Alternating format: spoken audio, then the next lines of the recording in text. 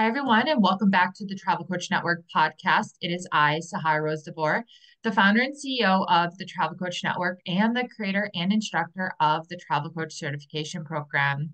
Today, we have Lauren Harvey. She is an advanced travel advisor and the founder of Taste for Travel. With a lifetime of travel experience, Lauren is passionate about helping others explore themselves through travel and is dedicated to making travel dreams a reality. She became a travel advisor in Fora Travel to empower others to travel confidently, experience different cultures, and ignite their sense of adventure. As a certified and insured travel advisor, Lauren has exclusive access to hotels, cruises, tours, and more. Her goal is to alleviate the stress of travel planning and allowing clients to fully enjoy their vacations. In addition to travel advising, Lauren offers travel coaching services to curate mindful and impactful experiences. This includes destination matching, setting travel goals, booking all aspects of trips, and providing ongoing support. Whether planning your next adventure or seeking guidance for meaningful travel, Lauren is here to help you take flight. Lauren, thanks so much for joining us on the TCN podcast today. Thank you so much for having me. Wonderful. Tell us, where did your passion for travel stem from? I grew up traveling. I took my first plane ride when I was 3 months old. I obviously don't remember it. And my first international trip when I was two. So travel has really been an important part of my life for as long as I can remember, and it's a really important part of my family and just how we interact and travel. I have family all over the world, and so it's an integral part of my life. Would you say that there's a trip or destination in general that really made a big impact on you or transformed you in some way? Yeah, I have a couple. So the first one, I was 12 years old. I went to Australia with a group called People to People. It's for younger people to go and experience other cultures. So I took that trip. That was my first trip that I took like without my parents. It was the longest flight I've been on to date. It's like 15 and a half hours from LA to Sydney. And it really opened my eyes to what travel can do and what I'm capable of traveling, not totally alone because I was with a group, but it was very empowering and made me feel very independent, boosted my confidence. I was able to interact with the Aboriginal people, and so I really got that cultural aspect of the trip that I have sought ever since that trip. I would say, about 10 years later, I went to Mexico, Bucerias, Mexico. And that was a really important trip for me. I was about 22. I had just gotten out of a bad relationship and really lost myself. And that trip really enabled me to reconnect with my roots, reconnect with who I am, and gave me a whole new perspective on my life and realize I am confident and independent and capable. And I spent time on the beach, took an art class. It was a beautiful experience. Yeah, I love that just because it just shows just how powerful travel can be for us as human beings. What do you think it was like? Take yourself back to that time of, getting out of that relationship. What do you think it was that drove you to take a trip? Because I find that always really interesting that and it speaks volumes to just how important travel is. But why do you think it's travel that people turn to you at these different times in their life, or whether, not only bad times for in need of healing or grief and or anything like that, but also for celebrations, for, whatever it might be. What do you think it is about travel that people turn to, and why was it that a trip that came to your mind? Yeah, I think in general, what I find, good or bad, traveling gets us out of our daily routine, our daily life, because usually when we're home, we do pretty much the same thing every day, right? There's not a lot of variety. And sometimes it's hard to get a different perspective on our life when we're in that routine. And so traveling gives us a whole new perspective, breaks us out of those molds, and really allows us to connect with ourselves, I believe, in a different way than you could just being at home. And for me, in that instance, the trip, it was really just fate, I believe, because it was my grandparents' anniversary that we were celebrating. So I was just sort of like dragged on this trip. I was really in a dark place, and it really boosted me out of that. It really enabled me to see like, okay, this really isn't that bad. I can get through it and I'll be okay. And I do still have, myself. And I think that's really valuable. And I do think that's why people are drawn to travel in that way, just getting new perspectives on ourselves and reconnecting in different ways. Yeah, I think it's oftentimes we don't expect travel to help us, but we realize during a trip or maybe it's not your first trip that it happens on, but maybe it's the next one. We realize, wow, this is teaching me a lot about myself and what I want and who I am and what's important to me. I know that's what travel did to me when I started traveling when I was in my right out of university, because at 22 I didn't know who I was. You finish school and I say you're institutionalized for the majority of your life until school is done. You have people telling you where to go and what to do and where to be for so long. And here I was at 22 years old, and I was like, okay, freedom. What does this look like? You're kind of like a baby bird dropped out of a nest. It's like figure out how to fly. And I physically flew. I got a one-way ticket and jumped on a plane, but I didn't really realize until later on that I was in search of something. And that I had no idea just how powerful travel was going to be for me and completely changed my life. But I see that through stories like your own of, wow, I went on this trip and I didn't realize just how much this trip was going to impact me. And I think that's where the terms like transformative travel have really um, grown in popularity over the recent years because of we're just shining this light on how valuable travel is for us and how travel can be used as a tool for things like healing and personal growth and self-discovery and connection and transformation. And that's really what we are all about in travel coaching and the Travel Coach Network is using travel as that vessel. But share with us what got you to go from realizing, hey, this trip is really helping me to wanting to now help other people travel and have meaningful experiences. Yeah, so the road from that trip, which is when I was 22, to now, um, it's been 9 years. So, in the meantime, I got a job and I was able to work my way up. I totally relate. I struggled too after I got out of college, finding myself and finding what I was supposed to be doing.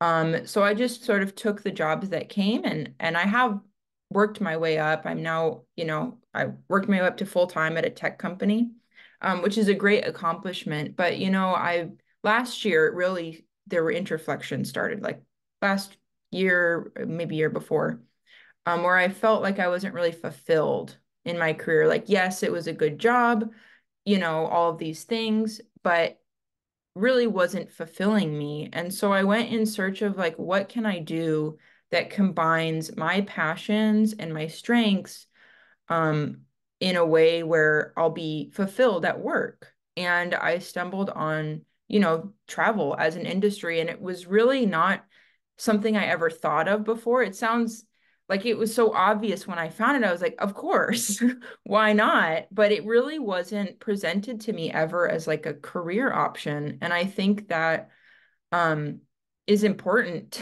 to know. Travel is a viable career. And if I had known that earlier, things may be different. But I'm really grateful to be where I am. Um, and so I started my journey with travel advising a year and a half ago.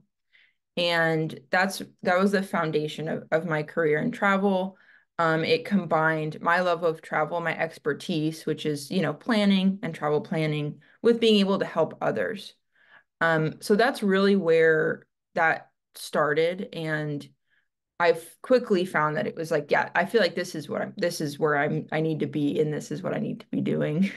Yeah, you kind of found your calling. I hear that often where people come into the travel coach network. And even though we're not a travel agency, we have a lot of travel agents who do come in, but just in general, no matter what role you have in the travel space and how you help people have meaningful, impactful experiences, I hear just how lit up people are when they realize, like, hey, I can take what I love so much about travel and what I believe so deeply in, and I can help others, and help them in ways that can possibly change their own lives and help them have their own transformations and their own, aha moments, just like we have all had to some degree throughout our own adventures.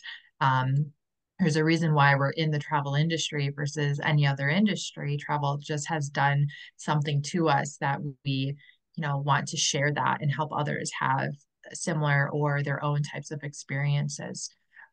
When it comes to your travel advising, the reason I wanted to bring you onto the podcast today is because we have had, like I said, an influx of travel advisors, travel agents come into the Travel Coach Network to learn how they can combine their what they do with their own travel planning and booking with travel coaching. So really just adding that deeper level of getting to know people. But when it comes to your business, who exactly do you serve? Who are your ideal clients? Yeah. So my idea, and it's interesting you bring this up. I just want to say real quick because I think it wasn't really until I came into the Travel Coach Network that I was able to refine who my ideal client was. As a travel advisor, I was like, well, I can help everybody. And that's true in theory, but it's not, that doesn't really serve me or my clients very well. So when I came into Travel Coach Network and the coaching program, I was able to really hone in on that. So right now, my ideal client is like individual, couple, or adult groups. I focus on adults, just seeking to engage in self-discovery through travel. And I like to keep it open to um, levels of travel experience. So it could be your first big international trip. You could be a seasoned traveler who's just looking for a new perspective. But really, what I focus on is helping people curate their travel experiences so that it does serve that journey of self-discovery. Um, in not so much taking a vacation, but intentionally traveling to challenge yourself and your boundaries and be able to connect with yourself and the world around you in different and new ways. Yeah, I like that you said that you try not to serve everyone because that's something I hear often from people in the travel industry. Just that they're like, well, everyone loves to travel. I can work with anyone, but from a business standpoint, a branding standpoint, that's not strategic. And if you try to serve everyone and you try to cater your messaging to everyone, you end up reaching no one, or you start reaching those who you don't ideally want to work with, or you don't really align with. So that's why, in the travel coach certification program, we talk to you about branding and how to align your values with your business. Because it's a business you want to get up and do every single day, right? We want to work with ideal clients. We want to really you know, be happy with what we create and what we do. So I like that you say that. When it comes to combining coaching into how you work with people, that's a question I get often. Well, what does that look like? How can I combine coaching into helping people plan and book trips if I still want to be a travel advisor?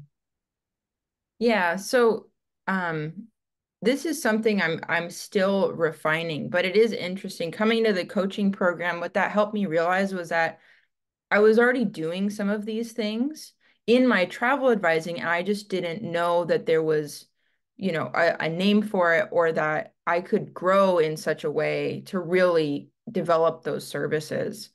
I think on a broad level, how it can be described is yes, I can book your travel, but my services are so much more than that, right? Like my expertise goes beyond the best hotels or a good restaurant. And it really opens up a whole new deeper level, which is, being able to coach clients through like curating these mindful, impactful travel experiences. And one of those big pieces to that, like we mentioned earlier, was destination matching. So I'll have clients come to me and say, I want to take this trip and I think I want to go to this place. And a question I always ask is why, right? Why do you want to go there? And sometimes it's, well, I saw it on Instagram. I'm like, well, so maybe there's a better place we can send you, maybe there's a place that better fits your travel style, of course, budget's always a consideration, but with the coaching, it's more like, why are you taking this trip? What do you want to get out of it besides just like cool pictures and, you know, things like that?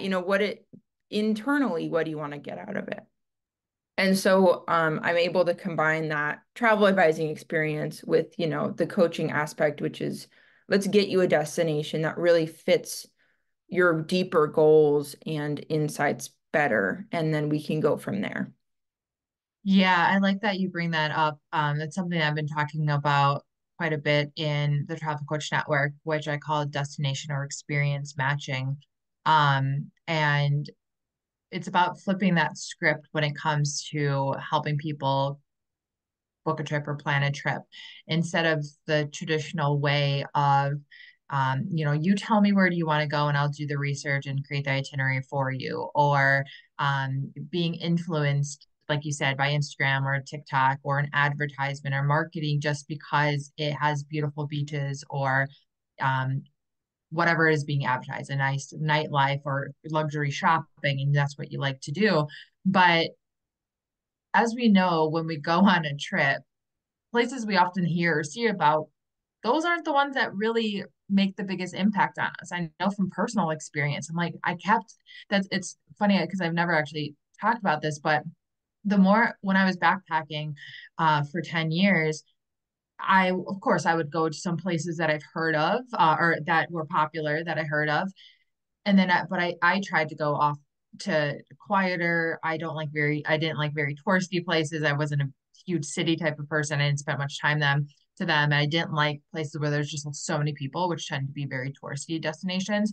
But when I did go to these places that people really raved about, I found them my least favorite. Or the places I saw pictures on and heard about. It's like, it doesn't really look like that in person, or it's not really what I expected. It didn't make that impact on me like other places where I was, amongst the locals, or word of mouth from someone in my hostel room told me where they were just visiting for the day. Those ones that I really fell in love with. So it's about flipping that script of saying, well, okay, what are you, instead of let's choosing the destination or the activity you like to do first, let's dive deeper and see, how are you feeling? What are you going through? What do you want to experience? How do you want to feel during this trip? How do you want to feel when you get back from this trip? Because when we can bring awareness to our why for travel, then that's where the experts come in and say, okay, I understand that you are looking to um, get a sense of healing. Maybe you need some relaxation and something stressful is going on in your life, or you want to spend alone time on a solo trip. Now, these are the destinations and the activities and experiences that I think would be best for you. And then diving into what those options could be. So, really just taking the traditional approach and flipping it upside down is what we do in coaching. So, I love hearing that that's something you integrate into working with your clients. How do you see that has been working for your clients when it comes to helping them destination match? Yeah, I one client that comes to mind is a honeymoon trip. And I had these clients come to me and they had a very vague idea of what they wanted, but it was a little bit all over the place. And so, through the coaching, I was able to really hone in on like, okay, what do you really want from this experience? What are you really looking for? And then also managing, eh, even in a couple. each person wants a little bit of a different thing, and finding that common ground and saying, okay, well, like, we'll send you here. We settled on Sardinia and Sicily, and we'll send you here because there's something for both of you in these destinations. And it is going to be a unique experience. And you're in Italy still, although it is the more off the beaten path Italy, not the Rome, Florence, popular destinations, because those are, like you said, very crowded, right?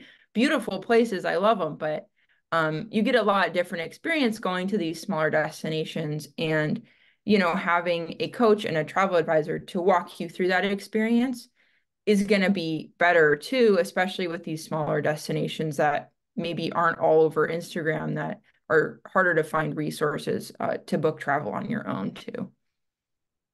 Yeah, and I can see why, especially for a honeymoon, um, it's really important for the couples to create these lasting memories and to connect with one another in a way that they haven't probably been able to do recently, especially if they're newlyweds.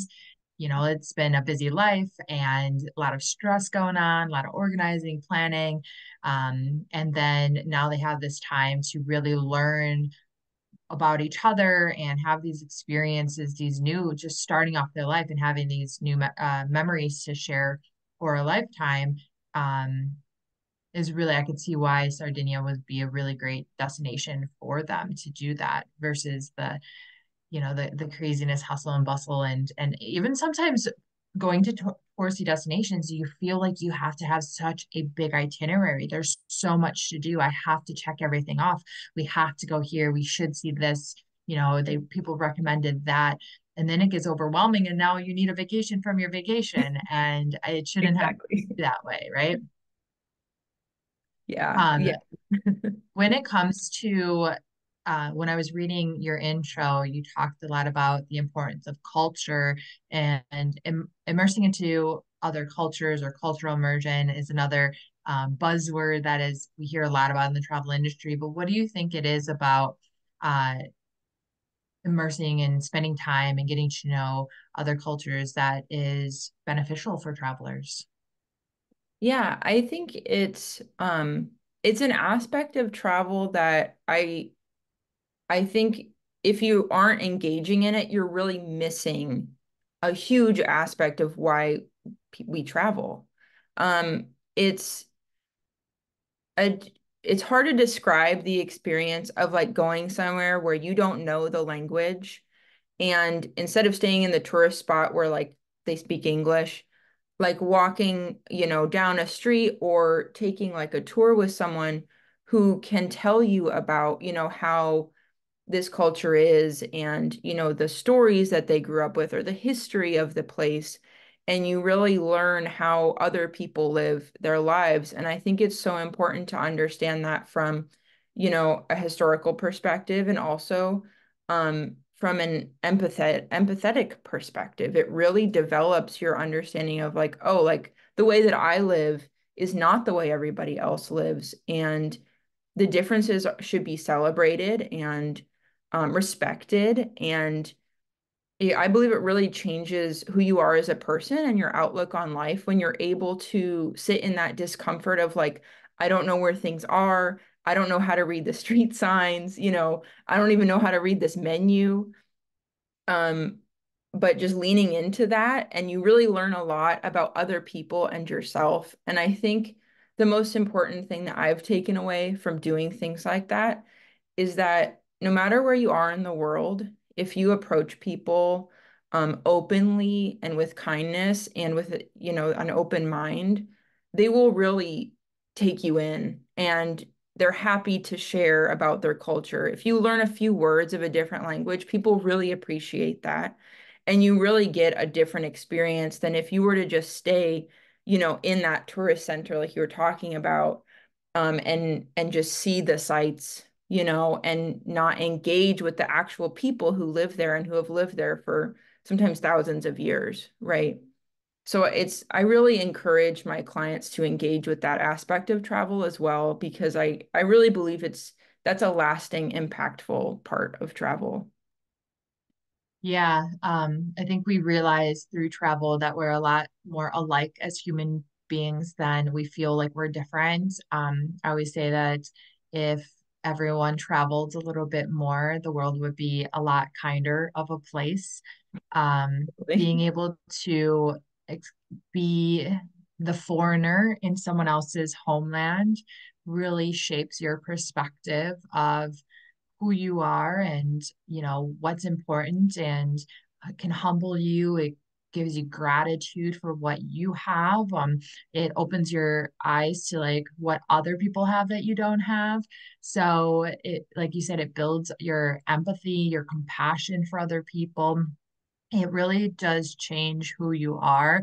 And that's what one thing that I love seeing change in the industry more is this more talk about spending time and immersing into other cultures because the tourism industry, especially when like the issue that we have with over tourism in places, it can become very kind of robotic in the sense where it's like just traveling to touristy places. We're only checking off tourist driven, sites and activities, which is just money generators and not really appreciating and spending time with what that country is really about.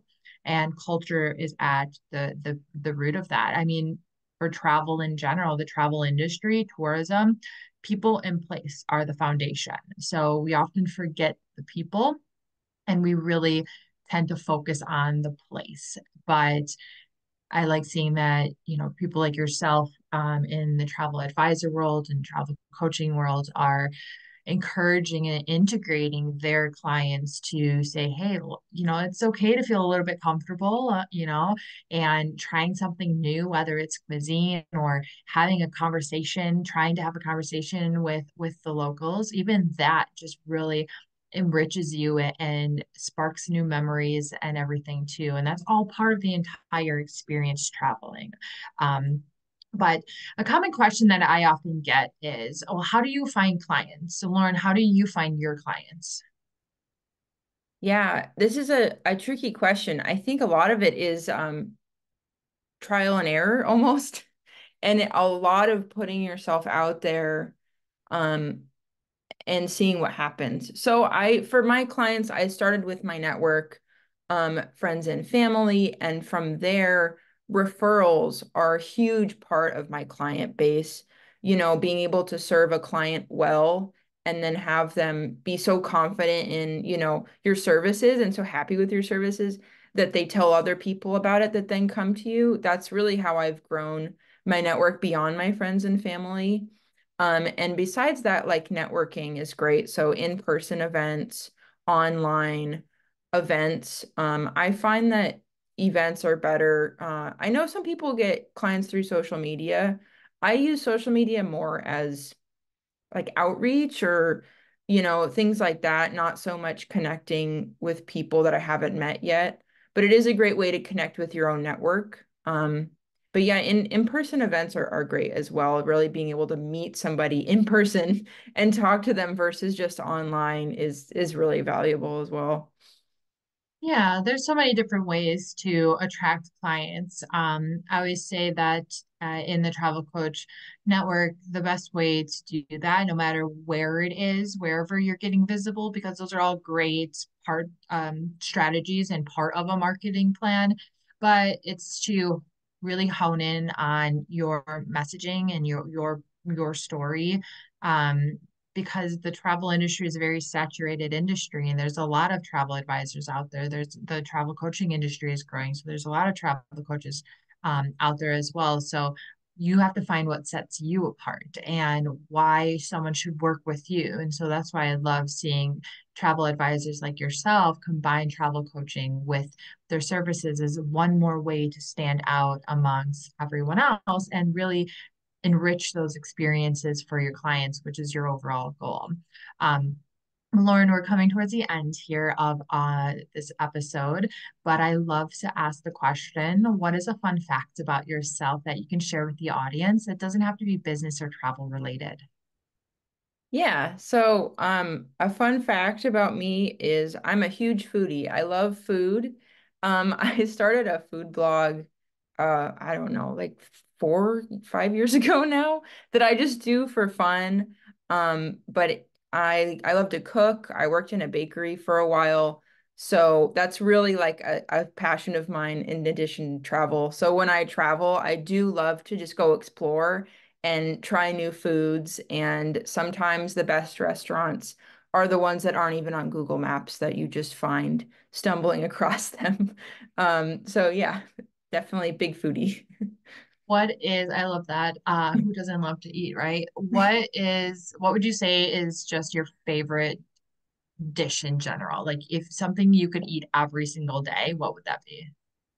Ooh, that's a tough one. I do love mango sticky rice. I think you could eat that for breakfast, lunch, or dinner, or dessert. It's across the board, and it's something I like to order as much as I can.